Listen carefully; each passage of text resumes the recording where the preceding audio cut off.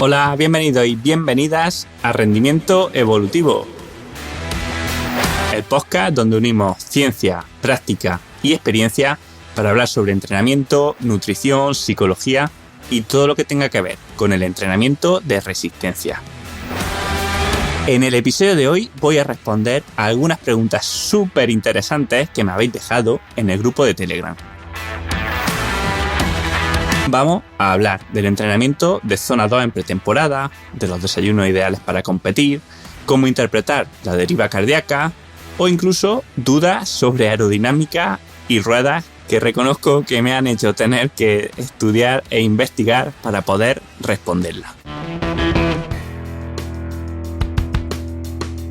Hola Manu, he descubierto hace relativamente poco tiempo tu podcast y aún no he escuchado todos los capítulos, pero bueno, viendo un poco los títulos que me faltan por escuchar y tal, creo que no hay ninguno relacionado con las ruedas de bici de carretera y me resultaría interesante hacer un podcast sobre esto. Si 23, 25, 28, incluso 32, que estoy empezando a ver algunas bicis de carretera montadas con 32.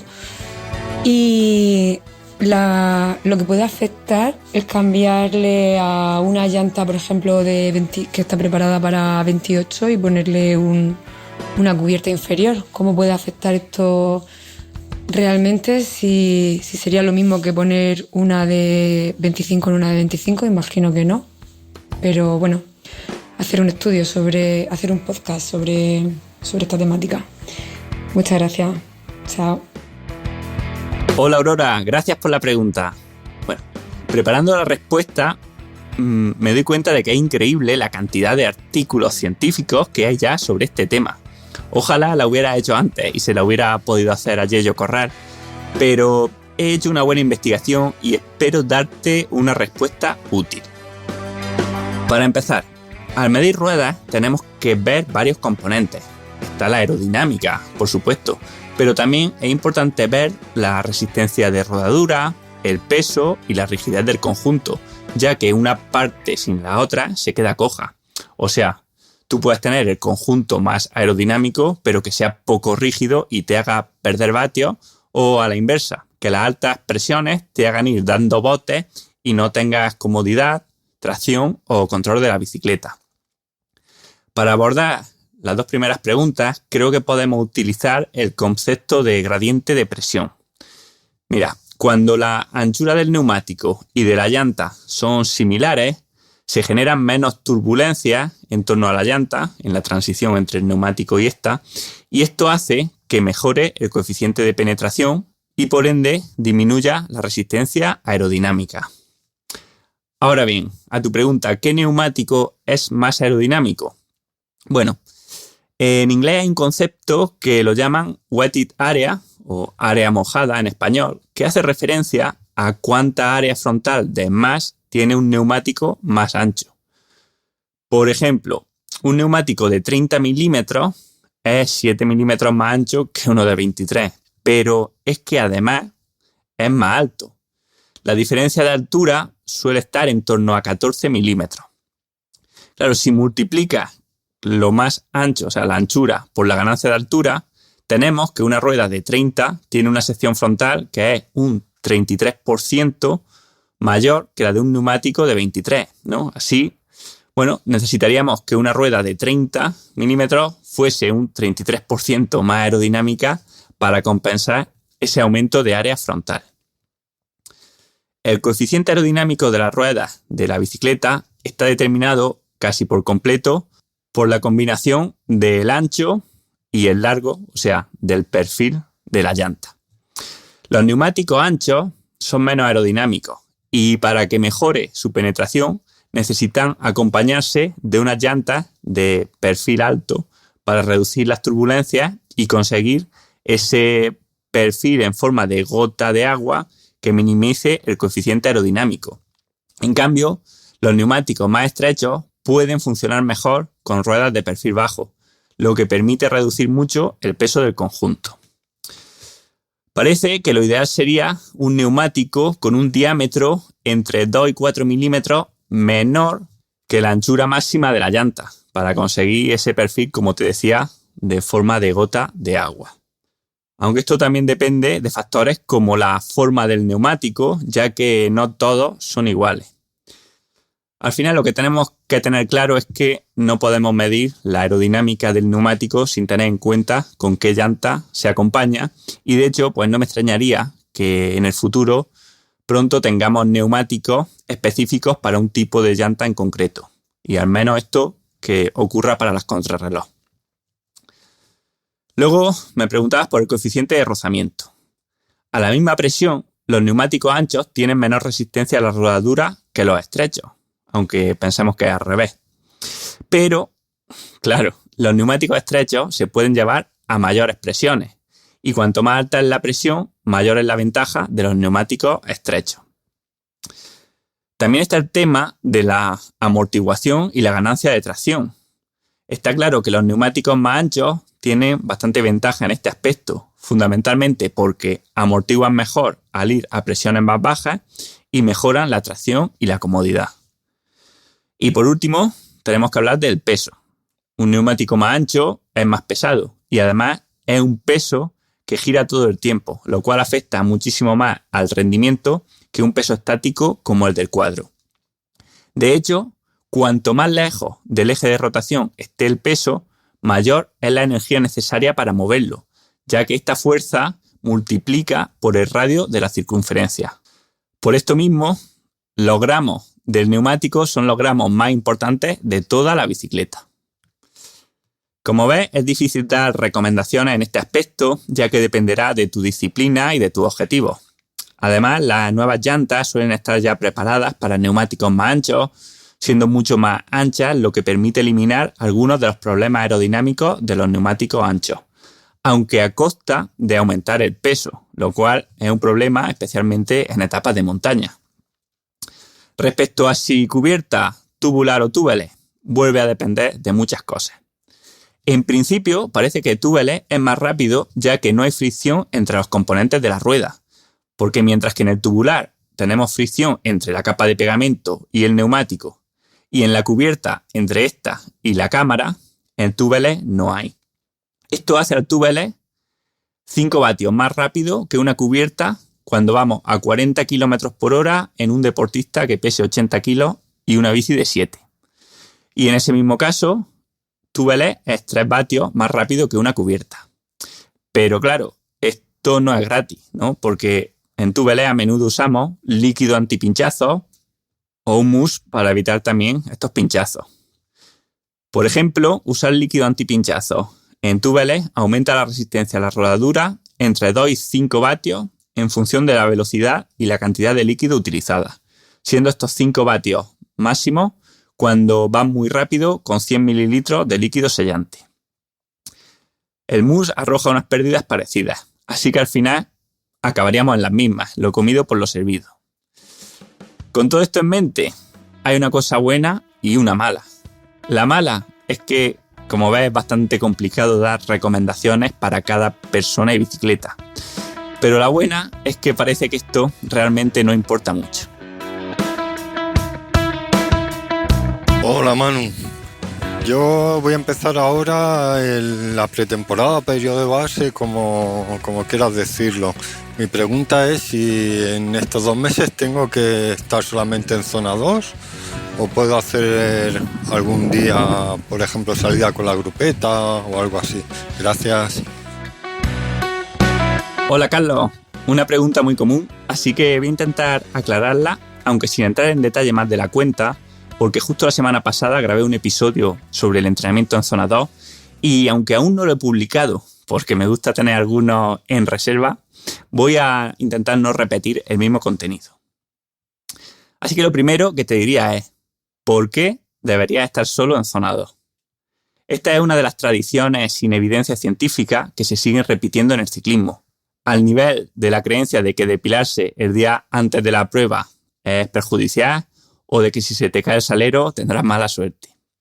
Y además es una creencia dañina, porque te hace empeorar y reduce tu potencial adaptativo de cara a la siguiente temporada. Esto no quiere decir que rodar en zona 2 no tenga sentido, ¿vale? No me malinterprete.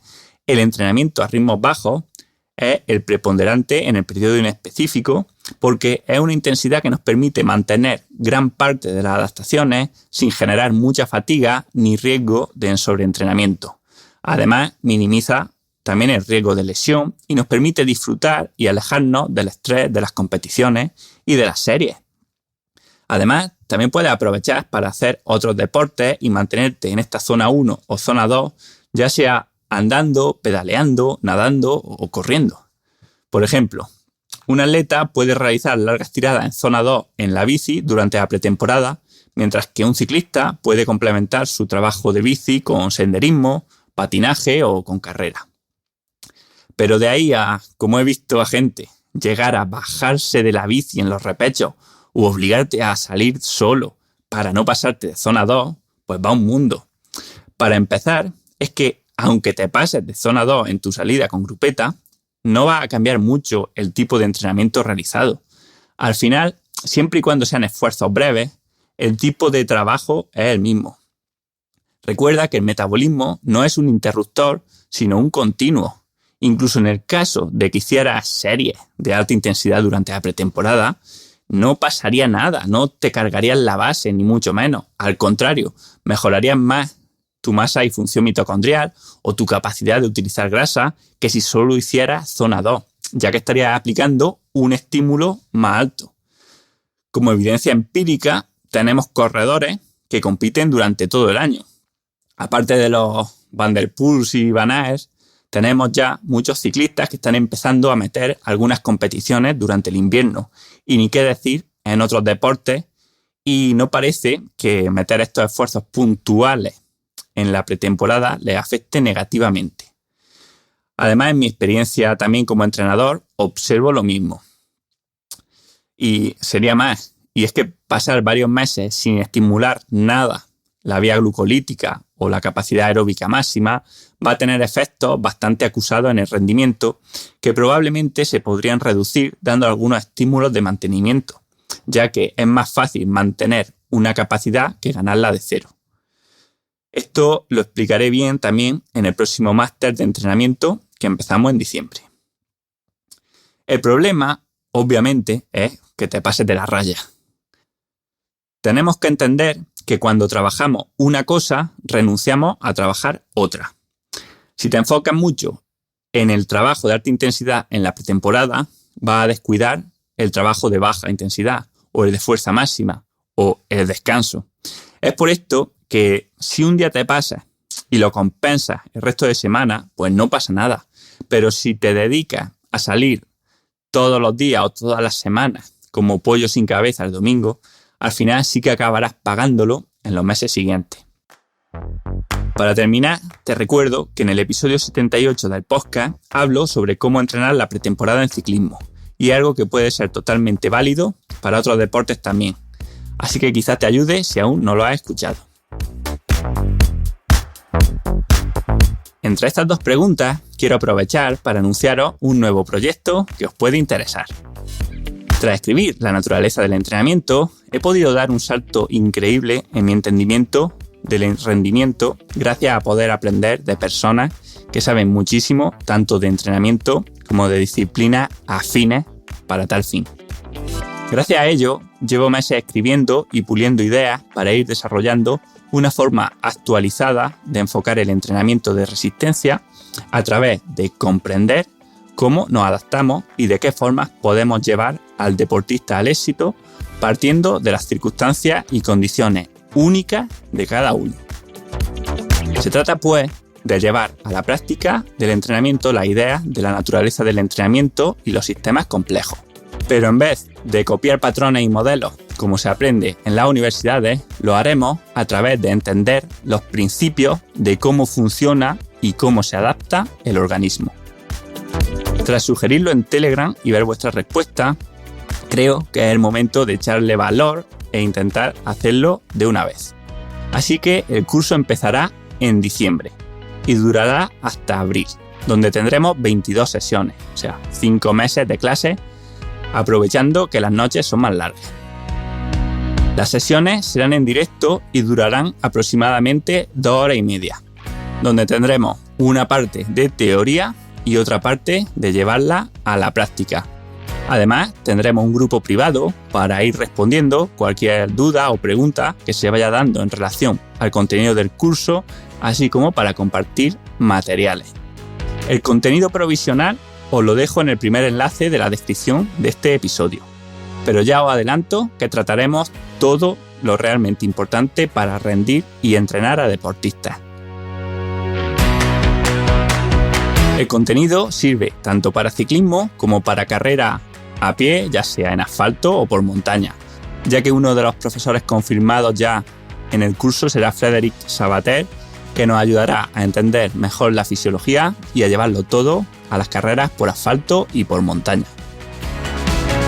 No voy a repetir el contenido de los podcasts o de otros cursos para no ralentizar las clases, pero a la vez, si tenéis dudas, os pasaré contenido y os ayudaré para que encontréis las respuestas que necesitéis.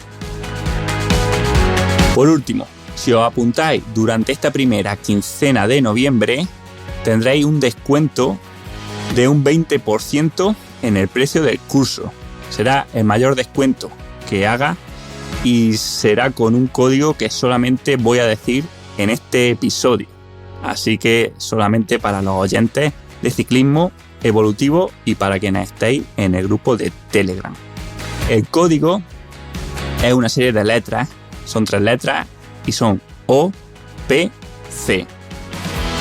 OPC, el código del 20% hasta el 15 de noviembre, son las iniciales de obedecer para controlar, y que nos da una pista de algo que veremos en el curso.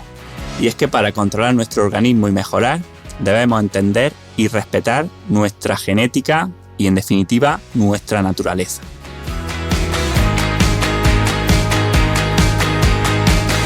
Buenas tardes, Manu.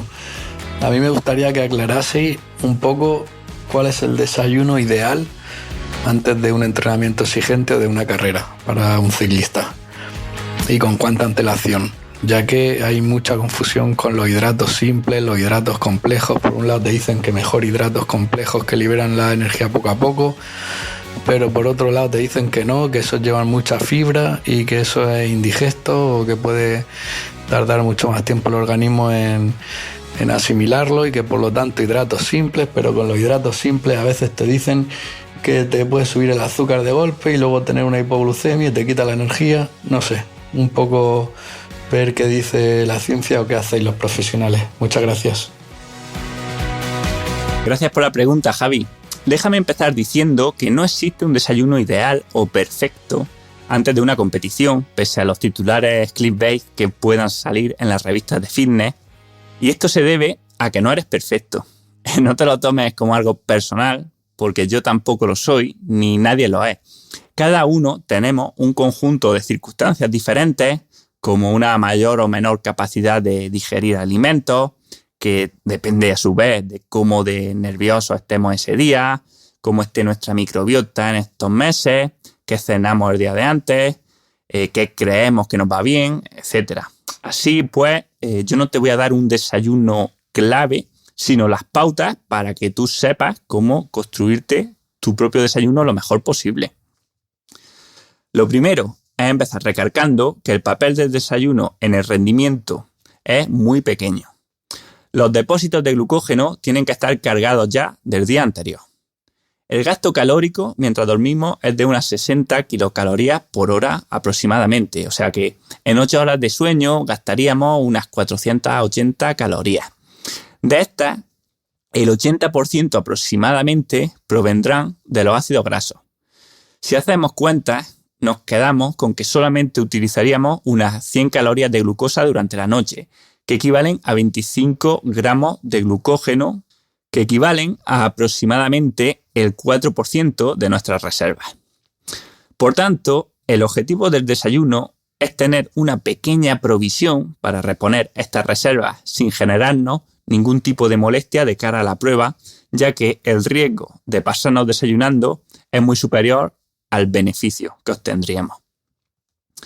En cuanto a qué comer, pues lo fundamental aquí es ponérselo fácil al sistema digestivo. Si bien la dieta diaria de una persona pues debe ser moderada o alta en fibra y comida real, en el desayuno previo a una competición buscamos lo contrario, alimentos de muy fácil digestión, minimizando la fibra, la grasa e incluso en gran parte la proteína. Ejemplos de alimentos de desayuno pueden ser, por ejemplo, arroz con un poco de tortilla o de pavo, cereales normales tipo Special K con alguna bebida vegetal, un plátano y miel, o unas tostadas con mermelada o miel, o en algún caso un poco de proteína. En cuanto a la cantidad, estará relacionada con el tiempo que falte hasta la competición. Se suele recomendar ingerir entre 60 y 90 gramos de carbohidratos como máximo por cada hora que te falte hasta la salida. Así, por ejemplo, si te quedan 2 horas para la salida, pues como máximo deberías tomar unos 180 gramos de carbohidratos, que equivalen a 720 calorías. Si te quedan 3 horas, pues puedes subir a 960 calorías como máximo, donde esto fundamentalmente provenga de los hidratos de carbono. Recuerda que esto no es así siempre, sino solo para los días de competición. En el día a día seguiremos pautas diferentes que desarrollaré mejor también en algunas de las clases del máster de entrenamiento del que os he hablado. Muy buenas, Manu. Hola, muy buenas a todos. Mi pregunta es en cuanto al fenómeno del drift cardíaco, la deriva cardíaca. ¿Qué consejos nos podrías dar o qué crees tú al respecto y cómo podemos controlarla en competiciones, entrenamientos y demás? Venga, muchas gracias. Hola Rafa, gracias por la pregunta. Podemos empezar explicando que el drift o deriva cardíaca, en castellano, es el cambio que hay en la relación entre la potencia o velocidad a la que nos ejercitamos y el pulso que llevamos a esa intensidad. Es lo típico que suele ocurrir en una maratón, ¿no? Que aunque mantengamos un ritmo estable, el pulso en el último tercio es bastante más alto que en el primer tercio. Y también pasa al revés, ¿no? O sea, si mantuviésemos un pulso estable, la potencia o la velocidad a la que nos movemos irían bajando. La deriva cardíaca es un proceso totalmente normal y el objetivo no debería ser evitarla, sino comprenderla y aprovecharla. Esta deriva aparece debido a la fatiga, que hace que conforme pasa el tiempo, el esfuerzo que tiene que hacer el organismo para sostener una intensidad predeterminada sea más alto. Algunos de los factores que más afectan a esta deriva son la deshidratación y el calor, ya que hacen que el corazón tenga que latir más veces para compensar la pérdida de volumen plasmático o para llevar la sangre a las extremidades y termorregular. Pero también por factores como la disminución de los depósitos de glucógeno y la fatiga de las fibras lentas, que obligan a utilizar fibras más rápidas que demandarán más oxígeno y por tanto más pulsaciones. Y es precisamente por esto que la deriva cardíaca es un buen indicador de que un entrenamiento ha sido estimulante y nos permitirá mejorar. Si esta deriva no se presenta, seguramente sea debido a que el entrenamiento no ha sido lo suficientemente largo o intenso para poner al organismo contra las cuerdas y hacer que entren nuevas estructuras fisiológicas en la sinergia que sostenía la actividad. Aunque, por supuesto, también puede ser un marcador de un exceso de carga de entrenamiento, de mala adaptación al calor o a la altitud o de problemas de salud. Todo depende de la cantidad de deriva cardíaca y la evolución de esta. De hecho, si recuerdas el podcast que grabamos con Hugh Montoul, recordarás que la deriva está relacionada con el concepto de histéresis y podemos usarla, por ende, para valorar la mejora aeróbica de un deportista ante las cargas de entrenamiento. Lo cual es bastante interesante, ya que como entrenadores nos permite poder medir el progreso sin tener que hacer un test de esfuerzo máximo. En las competiciones, por supuesto, buscaremos gestionar el ritmo y alimentarnos bien para mejorar el rendimiento, pero esto no evitará el desacople aeróbico, simplemente hará que este desacople ocurra a más vatios. Es importante también destacar que no podemos comparar en ningún caso la deriva cardíaca que se da a una potencia con la que se da a otra potencia muy superior o muy inferior, ya que esta es una medida totalmente dependiente del dominio de intensidad.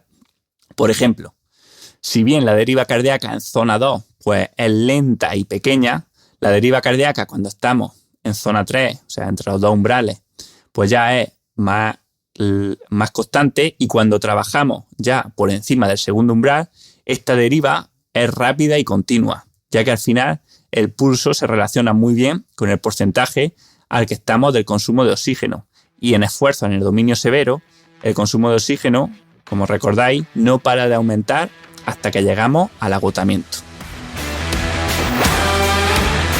Así pues, espero que os haya servido y hasta aquí el episodio de hoy. Os recuerdo que os dejo toda la información sobre el curso en el enlace del episodio, y también, si tenéis cualquier duda, pues tengo el grupo de Telegram de Rendimiento Evolutivo, así como mi correo, que es contacto@msa.training.